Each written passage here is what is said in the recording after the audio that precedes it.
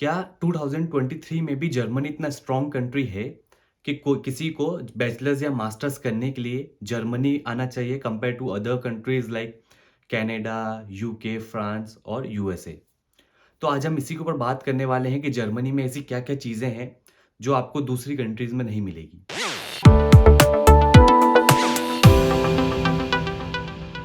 हम बहुत बार देखते हैं, बहुत बार सुनते हैं कि जर्मनी में तो पढ़ाई फ्री है। बट जब हम रिसर्च करना चालू करते हैं तब हमें पता पड़ता है कि ऐसा नहीं है कि हर एक कोर्स वहाँ पे फ्री है। और अगर कोई कोर्स फ्री भी होगा तो वो यूनिवर्सिटीज़ आपसे कुछ ना कुछ दूसरी रिक्वायरमेंट्स माँगेगी। मेरा एग्ज़ाम्पल लेते हैं, जब मैं A1 कर रहा था तो जैसे मेरा A1 कंप्लीट हुआ तो मुझे खाली उस टाइम यही पता था, इट्स अराउंड 2018-2017 की बात है। उस टाइम इतना कोई यूट्यूब नहीं था, कोई इंस्टाग्राम का इतना वो नहीं था कि पता पड़े आसानी से। तो मैंने जैसे ही अप्लाई करना चालू करा, क्योंकि मैंने खाली सुना था कि जर्मनी में कोर्सेज़ आर फ्री। तो जैसे ही मैंने अप्लाई करना चालू करा, इन माय जो मेरा बैचलर्स था वो मैकेनिकल में था, तो मैं मास्टर्स के लिए भी मैकेनिकल के लिए कर रहा था। जब मैंने अप्लाई करना चालू करा तो मैंने देखा कि यहाँ तो फीस बताना चालू कर रहे हैं। फिर मैंने रिसर्च और करा तो फिर मैं फ्री कोर्स में देखने लग गया कि मास्टर्स में ही मैकेनिकल में कौन-कौन से फ्री कोर्स है। तो उसमें फिर वो लैंग्वेज के बारे में बताने लग गए, दूसरी रिक्वायरमेंट्स बताने लग गए कि आपके पास एक्सपीरियंस होना चाहिए, लैंग्वेज लेवल को लेके होना चाहिए। तो ऐसा नहीं है कि हर एक कोर्स जर्मनी में फ्री है। अगर कोई कोर्स फ्री भी है, तो उसकी कोई दूसरी-दूसरी रिक्वायरमेंट्स होगी। 2 रिक्वायरमेंट्स तो हमेशा ही रहती है, पहली है लैंग्वेज, दूसरी है एक्सपीरियंस कि आपको आपका कितना साल का एक्सपीरियंस है। अगर आपको जर्मन टॉट प्रोग्राम में नहीं आना है, फॉर एग्ज़ाम्पल जर्मन टॉट का मतलब है कि अगर आपको C1 तक नहीं करना है या आपको आपका मास्टर्स कंप्लीटली जर्मन लैंग्वेज में नहीं करना है, आपका ये टारगेट है कि मुझे तो इंग्लिश में ही करना है और वो कोर्स फ्री होना चाहिए। उस केस में क्या करें? तो उस केस में है 2 चीज़ें हैं। पहली चीज़ तो एक्सपीरियंस। आपका एक्सपीरियंस होना बहुत ज़रूरी है क्योंकि यूनिवर्सिटीज़ कोई भी चीज़ आपको फ्री में नहीं देगी, बहुत क्योंकि हर एक स्टूडेंट फ्री कोर्स के लिए अप्लाई करते हैं। तो उसमें आपकी प्रोफ़ाइल अच्छी होनी चाहिए। तो अगर आपका एक ही मोटिव है कि आपको फ्री कोर्स चाहिए, वो भी इंग्लिश टॉट प्रोग्राम में, तो आपका एक्सपीरियंस लेवल अच्छा होना चाहिए, मिनिमम 2 इयर्स का। सेकंड थिंग, आपका जो लैंग्वेज लेवल है वो A2 होना चाहिए, A2 B1। Maximum should be B1 and minimum should be A2। ये चीज़ें अगर आपके पास है, तो आपको कोई ना कोई कोर्स आपको मिल ही जाएगा। कोई भी यूनिवर्सिटी में आपको फॉर एग्ज़ाम्पल कंप्यूटर साइंस में आपको जाना है, आपको आईटी में जाना है, आपको सिविल में जाना है, मैकेनिकल में जाना है, आपको कोई ना कोई इंग्लिश टॉट प्रोग्राम में कोर्स मिल ही जाएगा। मेरा जो अभी कोर्स है वो है जर्मन टॉट प्रोग्राम। उसमें जो रिक्वायरमेंट्स थी वो थी C1 की, टेस्ट-डेफ की, तो मैंने उनको वो प्रोवाइड करा एंड उसमें उन्होंने कोई एक्सपीरियंस नहीं माँगा था। मेरे पास एक्सपीरियंस था बट उसमें एक्सपीरियंस का कुछ नहीं था क्योंकि जर्मन टॉट प्रोग्राम में होता क्या है ना कि C1 हर कोई नहीं करता है और हर किसी को जर्मन टॉट प्रोग्राम में जाना भी नहीं है। कोई भी नहीं चाहेगा कि मैं मास्टर्स एक जर्मन टॉट प्रोग्राम में करूँ। तो मेरे केस में क्या था कि उन्होंने खाली लैंग्वेज माँगी थी, मैंने वो लैंग्वेज सबमिट करी and right now I am in my free course. But जब मैं बाकी स्टूडेंट से बात करता हूँ तो वो ये बोलते हैं कि मेरे को हमें जर्मन टॉट में तो नहीं जाना है, बट हमें फ्री कोर्स चाहिए, that too in English taught program. तो उसकी 2 रिक्वायरमेंट्स है। फर्स्ट ऑफ ऑल, आपके पास जो लैंग्वेज है, A2 होना चाहिए या B1 होना चाहिए। B1 होगा तो आपके चांसेस ज़्यादा है एडमिट के। Second thing experience. ऐसा नहीं है कि आप डायरेक्ट आप बैचलर से निकले और आपने आपने लैंग्वेज करा, आपको मिल जाएगा। अगर आपके प्रोफाइल बहुत अच्छी हुई, आपके बैचलर्स में जो CGP है वो अच्छी है, आपने कोई दूसरी और चीज़ें जो उनकी रिक्वायरमेंट्स होगी यूनिवर्सिटी की, अगर आपने वो दिखाई, तो हो सकता है कि जस्ट क्योंकि आपके पास गैप नहीं है ना, बैचलर्स के जस्ट बाद आपने इधर अप्लाई कर दिया है। अगर आपने बैचलर्स हो गया और उसके बाद गैप दिखा उनको, उन्होंने फिर देखा कि कोई एक्सपीरियंस नहीं है, तो फिर प्रॉब्लम्स आना चालू होती। अब ज़रूरी नहीं है कि जर्मनी में हर एक चीज़ अच्छी होगी। हर एक कंट्री में कोई ना कोई चीज़ अच्छी होती है, कोई ना कोई चीज़ बुरी होती है। जर्मनी में जो एक चीज़ जो मुझे टू द पॉइंट नहीं लगी वो है वर्किंग लिमिट्स। अगर आपके कोई फ्रेंड्स होंगे, आपके कोई रिलेटिव्स होंगे कनाडा में, यूएस में, तो आप देखोगे कि वहाँ पे जो वर्किंग लिमिट्स है वो थोड़े फ्लेक्सिबल रहते हैं। जर्मनी में ऐसा क्या है कि अगर आप स्टूडेंट वीज़ा पे आ रहे हो, तो आपके एक पर्टिकुलर आवर्स होते हैं, आपको खाली उतना ही काम करना पड़ता है। उसके ऊपर आप नहीं कर सकते, उसके ऊपर आप करोगे तो बहुत ज़्यादा टैक्सेस लगेगा। टैक्सेस भी वो लगेगा कि आप फुल टाइम एम्प्लॉयी की तरह अगर वो अगर वो उस टाइप के टैक्सेस लगना चालू हो जाएँगे और स्टूडेंट वीज़ा में जब आप आते हो, जब आप वो काम करते हो तो आपके टैक्स जो है वो बहुत कम लगता है। यही अगर कनाडा में अगर हम देखें तो वहाँ पे जो स्टूडेंट्स रहते हैं, अगर फॉर एग्ज़ाम्पल कोई वेकेशन आ गया 1 महीने का, 2 महीने का या किसी ने सेमेस्टर ब्रेक ले लिया, तो फुल टाइम जॉब की तरह वो बहुत ज़्यादा काम करना चालू कर देते हैं। तो एक वो चीज़ थोड़ी अच्छी लगती है। मगर जर्मनी में ऐसा है कि अगर आप फ्री भी हो, 1-2 महीने का वेकेशन भी है, स्टिल आपके जो वर्किंग आवर्स है वो बहुत लिमिटेड रहते हैं। सेकंड एडवांटेज जो जर्मनी का है वो है स्ट्रॉन्ग इकोनॉमी को लेके। अगर अभी आप इंडिया में हो, पाकिस्तान में हो, बांग्लादेश में हो, नेपाल में हो, तो आप कैसे डिसाइड करोगे कि आपको कौन-सी दूसरी कंट्री में जाना चाहिए पढ़ाई करने के लिए? The first point is strong economy. जब हम बात करते हैं इकोनॉमी की, इसका मतलब क्या होता है कि कौन-सी कंट्री कितनी अच्छे तरीके से डेवलप्ड हो रही है। एक होता है कि कांस्टेंट इकोनॉमी होना, एक होता है कि जो आपकी इकोनॉमी है वो इंक्रीज़ हो रही है धीरे-धीरे। इंडिया का एग्ज़ाम्पल लेते हैं, हमारी जो इकोनॉमी है वो अभी कांस्टेंट है। पैंडेमिक के टाइम तो थोड़ी गिरी, वो हर एक कंट्री की गिरी। But right now what we are doing, जो हम इंडिया में प्रोजेक्ट्स चला रहे हैं that is made in India, Atmanirbhar Bharat. तो ये सब चीज़ें क्या हैं? ये सब चीज़ें हैं इकोनॉमी को स्ट्रॉन्ग करने के लिए। कोई भी इंडस्ट्री आपकी कंट्री में तभी आएगी जब आपकी इकोनॉमी या तो कांस्टेंट होगी या धीरे-धीरे ग्रो कर रही होगी। राइट नाउ इन 2023 इंडिया की जो इकोनॉमी है वो धीरे-धीरे ग्रो कर रही है। अगर आप यही हमारे नेबरिंग कंट्रीज़ को देखोगे तो उनकी जो इकोनॉमी है वो धीरे-धीरे श्रिंक होती जा रही है। तो क्या वहाँ पे इन्वेस्टमेंट्स आएँगे? वहाँ पे इन्वेस्टमेंट कभी नहीं आएँगे। कोई भी कंपनी अपना अपना इन्वेस्टमेंट उस कंट्री में तभी करेगी जब उसकी इकोनॉमी या तो कांस्टेंट होगी या धीरे-धीरे ग्रो कर रही होगी। तो ये जितनी भी कंट्रीज़ है, हमारे माइंड में क्यों आता है कि हम यूएस जाएँ पढ़ाई करने, हम जर्मनी जाएँ, हम फ्रांस जाएँ, हम यूके जाएँ, हम कनाडा जाएँ? क्योंकि इनकी इकोनॉमी जो है वो हमेशा कांस्टेंट है या धीरे-धीरे ग्रो कर रही है। अब जर्मनी में आप जो भी चीज़ देखो, सब मेड इन जर्मनी है। यही चीज़ तो हम इंडिया में कर रहे हैं कि नाउ वी नीड कि हम जो भी प्रोडक्ट्स बनाएँ वो मेड इन इंडिया में बनाएँ। तो ये सब चीज़ें क्या हैं? ये सब चीज़ें इकोनॉमी को स्ट्रॉन्ग बनाती है। तभी कोई कंपनी उस कंट्री में इन्वेस्ट करने के लिए तैयार होगी। ऐसे ही कोई भी स्टूडेंट उस कंट्री में तभी जाएगा पढ़ाई करने जब उसकी इकोनॉमी कांस्टेंट रहेगी। आज के टाइम में आप ये नहीं सुनते होंगे कि कोई भी स्टूडेंट्स रशिया जा रहा है पढ़ाई करने के लिए, क्योंकि अब उसकी जो इकोनॉमी है वो श्रिंक होती जा रही है बिकॉज़ ऑफ वॉर, जो भी दूसरी चीज़ें हैं, because of NATO group and US का जो इन्फ्लुएंस है उसकी वजह से अब कोई भी रशिया नहीं जाना चाहता। वैसे ही अब जितने भी ये जो यूरोप की कंट्रीज़ है, they all are part of the NATO. तो ये धीरे-धीरे इनकी जो इकोनॉमी है वो कांस्टेंट है। तो इसलिए आप देखते हो कि जब यूएस में जब फीस बहुत ज़्यादा रहती है, तो स्टूडेंट्स क्या करते हैं, वो दूसरा ऑप्शंस देखते हैं। या तो यूके देखेंगे, जर्मनी देखेंगे, फ्रांस देखेंगे या कनाडा देखेंगे।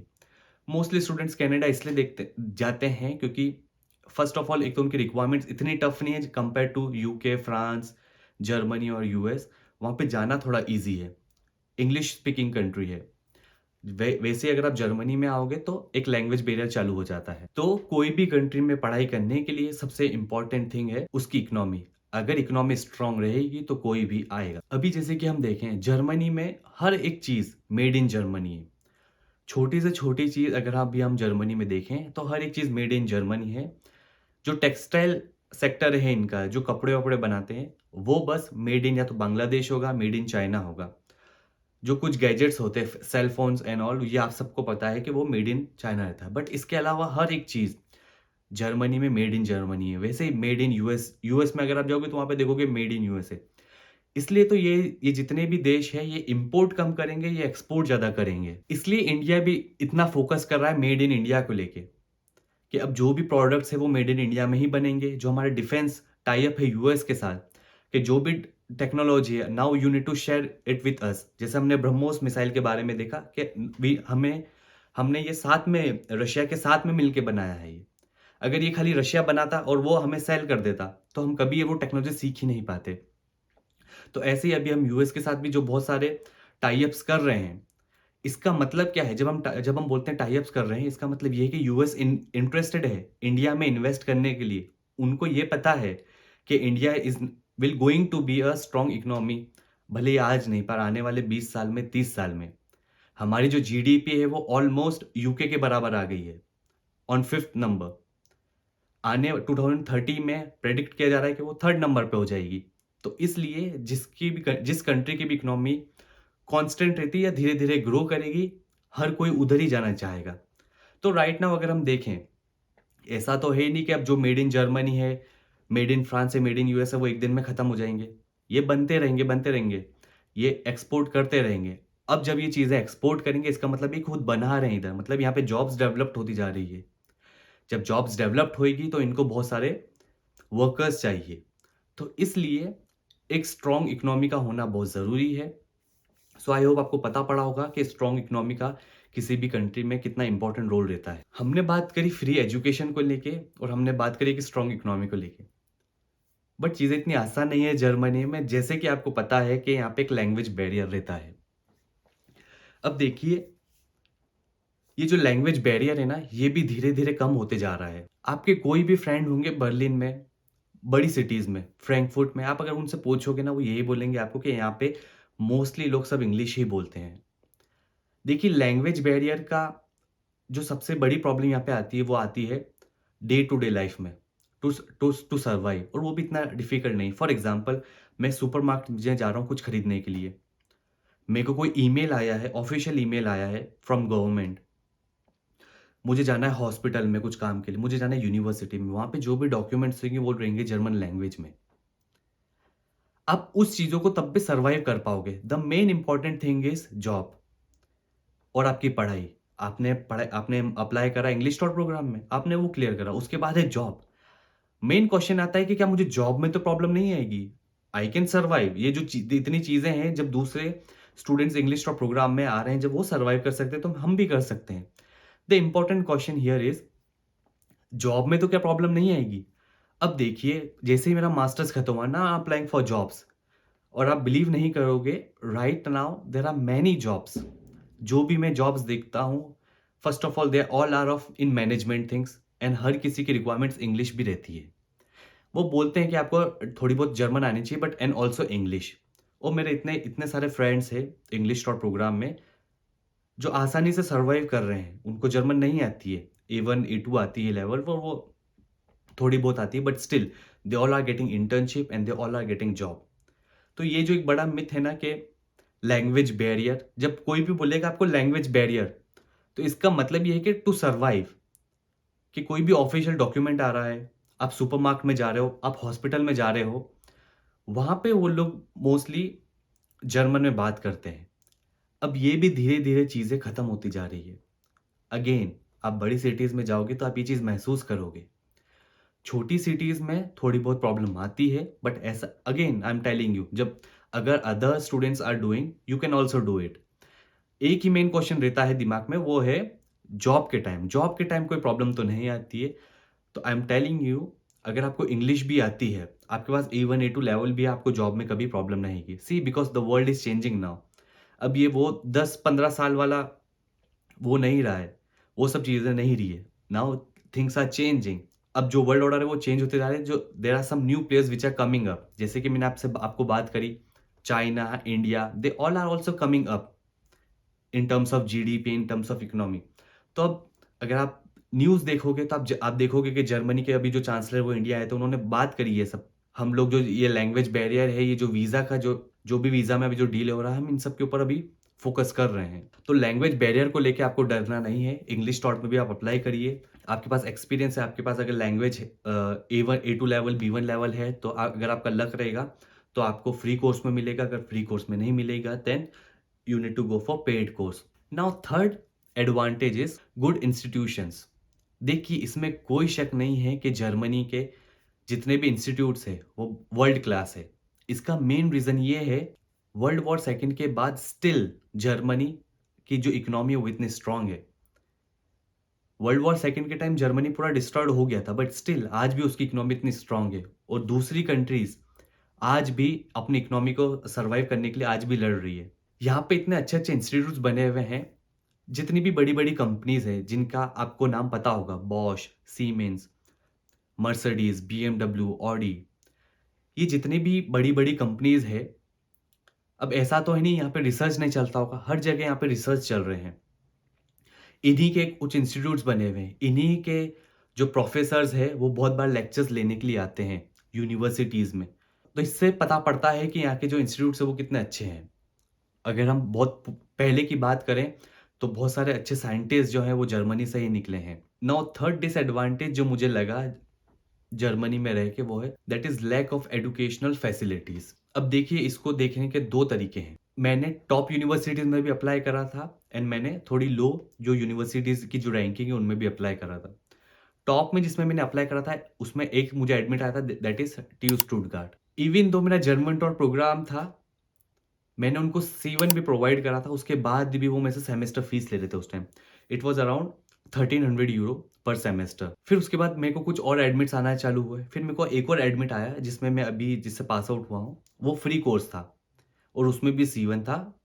तो मैंने यही सोचा कि जब मैंने 1.5 साल लैंग्वेज में दिया, देन व्हाई शुड आई पे? क्योंकि वो टेक्निकल यूनिवर्सिटी थी।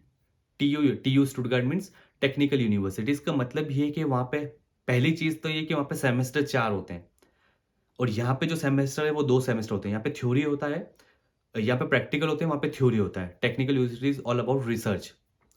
तो मेरा इतना फ़ोकस नहीं था to do research and all. मेरा my main motive is to do practical, to gain practical knowledge. तो मैं वहाँ पे नहीं गया क्योंकि मुझे इतनी फ़ीस नहीं देनी थी।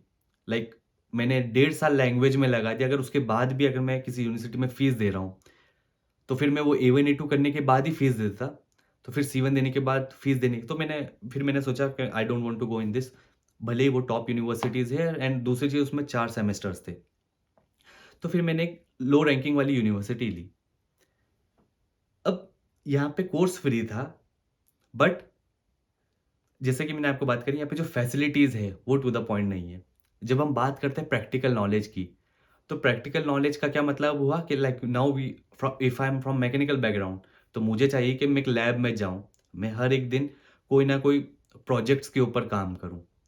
अगर मैं खाली क्लास में बैठा हूँ तो उसके लिए तो फिर ज़्यादा अच्छा था कि टेक्निकल यूनिवर्सिटीज़ होनी थी।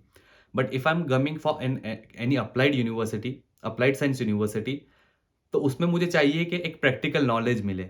जैसा कि मैंने आपको बताया, यहाँ पे 2 सेम का कोर्स था। उन 2 सेम में 1 हफ्ते में खाली 2 ही दिन एक लैब में क्लास लगी बस। उसके अलावा कभी कोई क्लास नहीं लगी एंड रेस्ट और जितनी भी क्लासेस लगी वो हमारी क्लास में ही लगी है। नाउ यही चीज़ अगर, क्योंकि कुछ अभी क्या है ना, कुछ जो छोटी-छोटी यूनिवर्सिटीज़ है अभी नई बनती जा रही है, तो इनको स्टूडेंट्स चाहिए। बट जो टॉप यूनिवर्सिटीज़ है, आपको बर्लिन के बारे में पता होगा, स्टुटगार्ट के बारे में पता होगा, म्यूनिख के बारे में पता होगा। ये सब क्या टॉप यूनिवर्सिटीज़ है। इधर बहुत सारे एप्लीकेशंस हर सेम आते रहते हैं। ये बहुत पुरानी यूनिवर्सिटीज़ है, तो यहाँ की लैबोरेटरी, यहाँ की फैसिलिटीज़ ऑलरेडी बहुत अच्छी है। क्योंकि मेरे कुछ फ्रेंड्स हैं, तो मैं उनसे पूछता था कि उनके इसमें क्या डिफ़रेंस है और मेरे इसमें क्या डिफ़रेंस है। तो उनके इसमें वो बताते थे कि ये फैसिलिटीज़ हैं एंड ऑल, और मेरे इसमें ये सब चीज़ें हैं। तो आप ये नहीं कह सकते कि हर एक universities are giving top class education, ऐसा नहीं है। कहीं न कहीं कुछ ना कुछ चीज़ें जो फैसिलिटीज़ को लेके है, वो चीज़ें there are missing. Now fourth advantage is diverse culture. इसका मतलब क्या हुआ? इसका मतलब ये नहीं हुआ कि मैं खाली लोगों से मिल रहा हूँ। जो मुझे फ़ील हुआ दैट इज़, जब मैं यूनिवर्सिटीज़ में जाता हूँ, तो मैं हर एक कंट्री के लोगों से मिलता हूँ। जब मैं क्लास में बैठा हूँ, कोई डिस्कशन भी चल रहा है, for example I am from mechanical engineering and also I am from energy sector. So जब हम बात करते हैं एनर्जी की, तो for I am from India, कोई दूसरा होगा वो चाइना से होगा, कोई ईरान से होगा एंड कोई जर्मनी से होगा।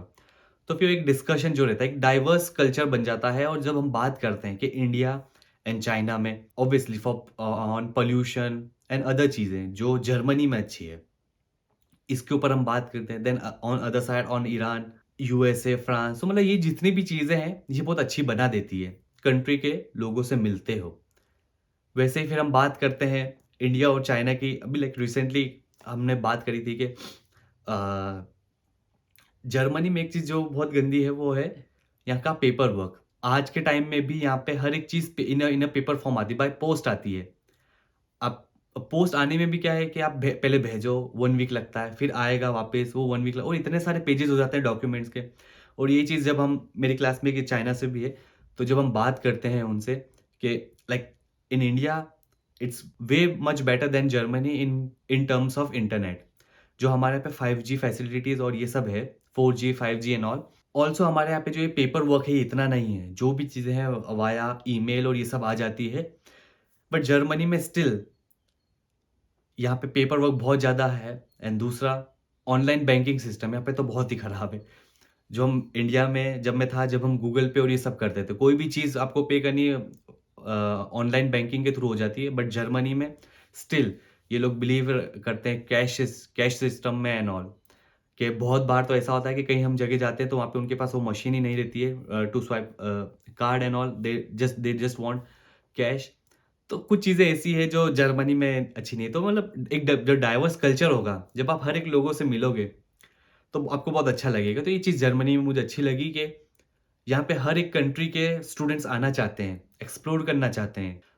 नाउ दोस्तों मुझे ऐसा लगता है कि स्टिल जितनी भी ये यूरोपियन कंट्रीज़ हैं and also US, still they are going to have a constant economy आने वाले 10 साल 20 साल में, अनटिल एंड अनलेस एशिया में कोई नए चेंजेस नहीं होते हैं। And when I talk about Asia, मैं 2 ही कंट्री की बात कर रहा हूँ यहाँ पे, इंडिया और चाइना। जब तक ये दोनों कंट्रीज़ कुछ ना कुछ नए चेंजेस नहीं करेंगे, तब तक इनकी इकोनॉमी हमेशा स्ट्रॉन्ग रहेगी। हम बात करें चाइना की, European countries and US, specially US, ये कभी नहीं चाहेंगे कि चाइना सुपर पावर बने।